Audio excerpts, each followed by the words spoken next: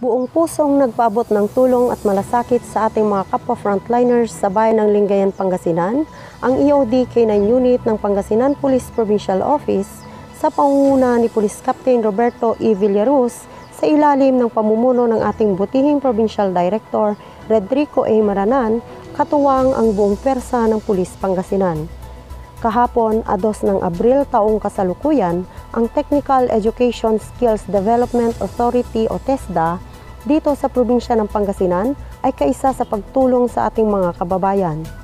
Sa pamumuno ni Dr. Rosa P. Untalan, ang Provincial Superintendent at ang kanilang Provincial Director na si Mr. Jimmisio Dawaten ay naghatid ng tulong para sa ilang mga frontliners na patuloy na nagbibigay ng serbisyong seguridad para sa lahat ng mga mamamayan ng Lingayen.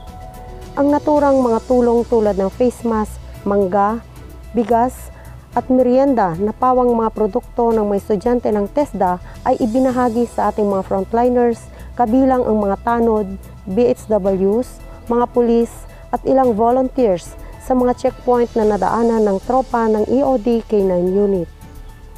Kabilang sa tulong na ipinaabot ng TESDA Pangasinan ay malugod at buong pasasalamat din na tinanggap ng ilang residente ng Libsong West, Lingayen.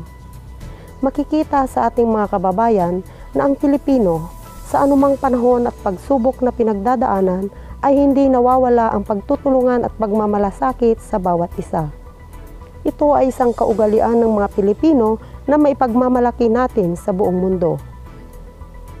Police Staff Sergeant Redelisa Manzano Tulyao po, nag-uulat para sa Pangasinan Police Patrol at nagsasabing pag-ibayuhin pa ang pag-iingat, malasakit at pagkakaisa para sa kaligtasan nating lahat.